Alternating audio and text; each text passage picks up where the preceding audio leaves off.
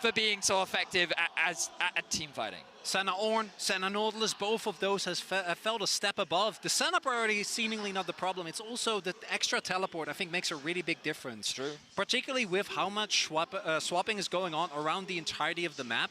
Having the ability to be up a teleport on your opponent, I think we've seen be pivotal in so many of these mid-game turns. For BLG, the tenacity that they showed in the games, even where they were behind, the game where they were, what, 7, 8K gold, they still were able to find a lot of these team fights. That's what they're going to have to rely on here as well.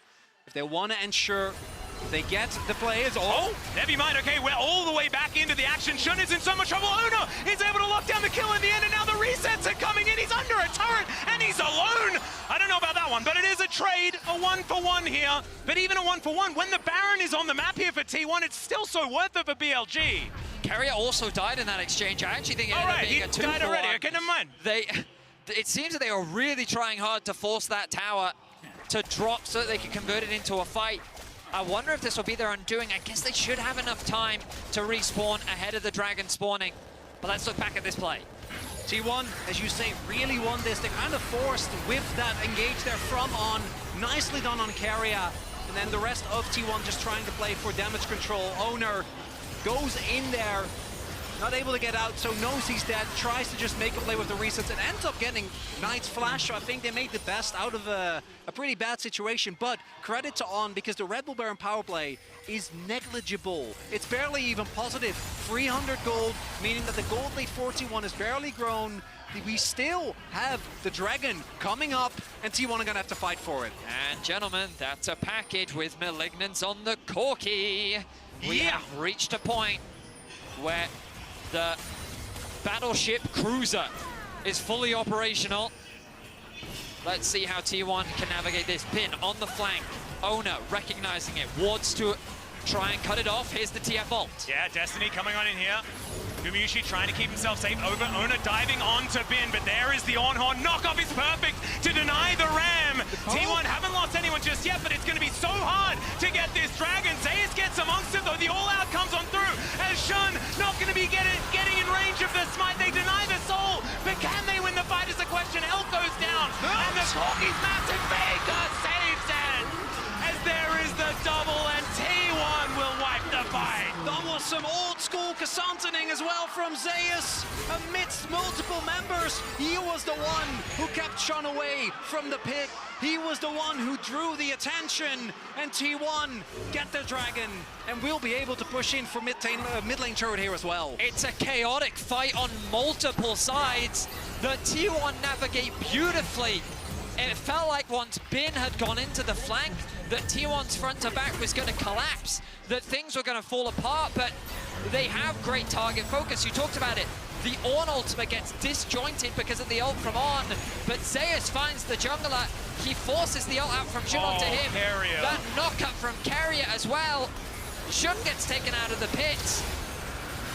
And then Faker hasn't even used his ult in all of this. Zeus just does some serious damage on the backline with Ona there to back him up. And the front line of T1 is just relentless. And it's not, BLG don't have enough to get through it. That's what we expected to see. Nicely done, Zeus. More damage than the Aesol.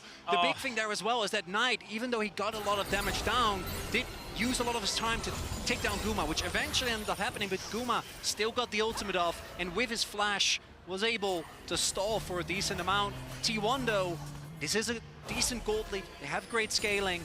We see still, as long as this Corki is on the map, I imagine T1 are gonna have to respect, and no one can overstep with the amount of CC that's available here. BLG, they keep on looking, wanting to get back to that grand final. There's another hook, but now the Ram is going to follow. Another route is going to deny it though. Still, I'm gonna take a bit of damage. Rockets flying on in here, not quite doing too much here to the very tanky members of T1. Still sieging, trying to find this inner turret on this top side of the map. Bin is moving up though, almost in Destiny range. As we can see, teleport at the ready for Zeus though, he can answer. Much longer cooldown. You can see T1 still so respectful, and they absolutely have to be. Being pushed so hard here by BLG. There's no package, and they have empowered ulti, so T1 feel very confident here. Teleport available as well, as you say, to match the threat of Bin going in. T1 don't have anything to be afraid of, though. Ultimates are on their way back up.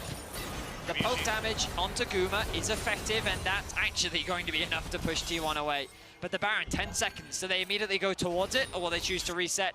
Looks like reset will be the answer. Bin doing what he can. Maybe he can trade for a mid-tier 1 hit, finally take that one down. I see Zeus looking for a flank. The Destiny going to come out to get that information.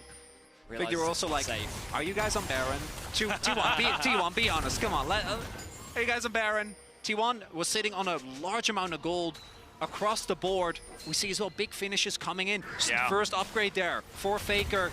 We have Hysterics now done for Owner. But like, this Corki damage is not as terrifying when it's only hitting onto Zeus and Carrier. Look at that magic resistance coming out from Carrier. He's only level 14 as well, of course. You want level 16 to be really powerful. However, if he is hitting Zeus and Carrier, you know, we're not going to elude anyone. Like, it still won't do that much. They're very, very tanky, as you say. Faker also just being gifted an extra 1,000 gold based on that upgrade on the Leandris. Feels really, really good. Oh, yeah, of course. Yeah, now just gets to breathe on the Baron. It's going to go down very, very quickly, as we can see. Hex Splash getting on amongst it, but no. Now, he does find himself in an awkward position. Finally, a Ram is going to get some knockups, but the follow-up isn't exactly there. Still, they're able to get on top of the support, and BLG don't find an avenue to answer back. 2 ultimates invested for a single kill. They know they have the numbers advantage, so they're going to start the Baron once more. As long as Shun is alive, T1 have to be careful. Bin on the flank. Yeah, it's Faker a great flank. Look low. at these health bars are getting lower and lower as Knight throws the rockets in. Faker is going to get 60 taken down at the start of the fight, but the trade is going to be on to Shun. The all-out is going to be there as Knight is down relatively low, and the Unstoppable is going to get Zeus out of there. Just regrouping with the team. 2 dead on the side of BLG, and Bin finding himself on the wrong side of the fight. He is still very healthy, but I don't know whether this is going to do it. There's the knockback, and Bin will be wiped from the map. Guma almost goes down, but T1 still have enough. Faker will be back up, but those are the moments that BLG is looking for. I mean, BLG prove why their team fighting is world class. What was that angle from Bin? Such a creative way to lock down Faker. The TP committed. Okay, Elk walking over that ward. Zeus, that's is a lot of Cassante. health bar. It's that is many health Oh, bars. yes, Yeah. Anathemas. Oh, it's that's the yeah, ult. really nice hook back there, just to deny his exit as Knight's coming on over. He still does a fair bit of work Not here so as the death much. charge is invested. That's the singularity here Cassante. from Faker, and yeah, Cassante is just going to Cassante. He's got Anathemas. He's 4 items, and they're all really big, tanky ones. Another Dragon denied here from BLG. As an Ornhorn coming out once again, Carrier looks for the knock-up, and they're just going to look for On. Try and get the kill they can find. That's a decent package, but it's defensive. Then, oh, never you mind. Okay, it's really offensive as Faker almost just dies to the damage. Bin, he's on a ward as now T1 look to try and get him out of there. On in trouble as well as BLG. They're going for the pincer, and that doesn't often work here in League of Legends.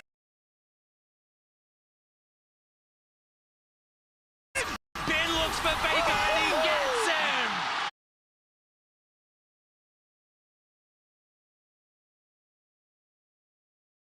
Wow! Okay, we've got another fight here. Taken down by Ona, T1 and there's a flash in. Ona onto Knight though, whose Valkyrie is absolutely fantastic. It's BLG, though, that are running for their lives. They're the ones that have to retreat. T1 are sieging onto the base.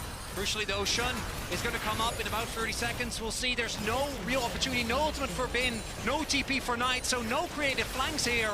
And by the end of all of that, Baron's still standing, Inip still standing, and this game and this tense situation that we find ourselves in will continue.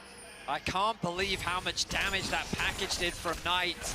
Yeah, I was thinking, oh, it's going to be, he's saving On, and then Faker almost just dies by walking onto some coals. The initiation from Carrier only connects onto On.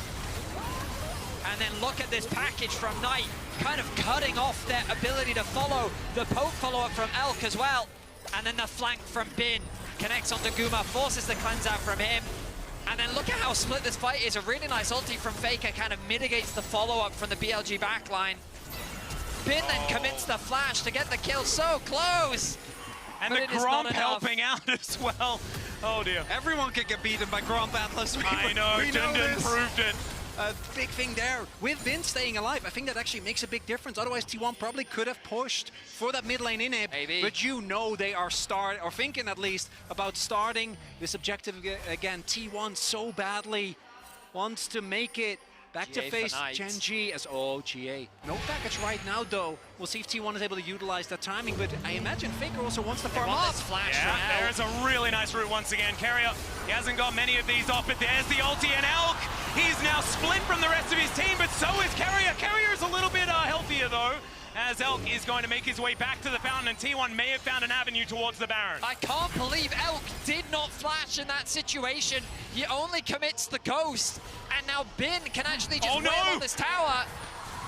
Oh, there's the back from Carrier. They don't want to overcommit though. They saw a large figure in the bush and said, you know what, that's not a squishy target. Oh, they know! He's baiting! Okay, there is the Destiny. They know exactly what's wrong now, but can they do anything about it? Knight just purchased that GA as they get on top of Gumayushi. That flash was absolutely amazing, and the health bars just melt as Faker's damage is immense still. They need to try and deny this push from Bin, who runs out of minions.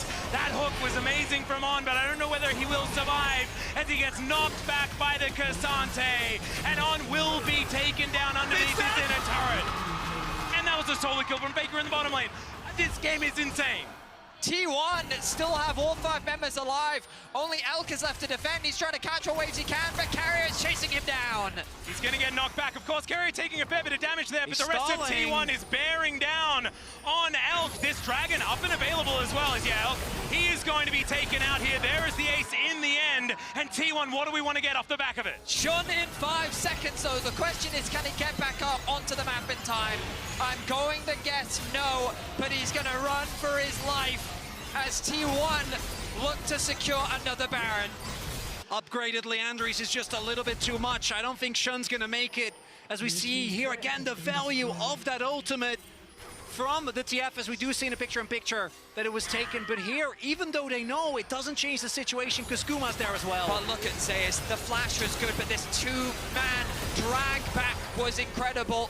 Faker then realizes the assignment. He has to get back to base immediately. On, I think, tries to interrupt, but he can't quite find the angle. He gets chased underneath this tower. And at this point, they have to be concerned about the split push, which Faker quickly shuts down. Yeah, he's been taking a bit of extra damage there, I believe, tanking up the turret to make sure that he could maximize the turret damage, and therefore he is just going to be executed by Faker, who does have close to 400 stacks, which I don't think I really need to say is a lot of stacks. That is going to be the Vault Breaker over the wall from Shun. A little bit anxious, and now T1 really feeling like they're hitting their stride. And of course, this composition scales beautifully. They've got 3 ornaments now set up here by Carrier, and this should be their version of Soul Point that they've now put together. 3 Cloud Drakes in a row. For T1, there's a few things you need to avoid. No one can get caught isolated by Bin and Knight. If he gets his package, we saw the damage it did in the last fight. Level 16 now on this core, but outside of that, T1 is on the precipice of bringing us to silver scrapes in this lower bracket final, with the Baron buff now looking for the inhibs. This bottom inhibitor turret is down exceedingly low, but there is no turret in the mid lane. T1 with a lot of power here, but still you can see the amount of respect they're giving BLG. They know there's 1 TP. They give them anything, they'll take it. As Ona, there is the Ram. Okay, Carrier tries to find Elky, will be able to connect it. They're not able to get the snare though, as Faker has to use his Zhonya's, and look at that damage!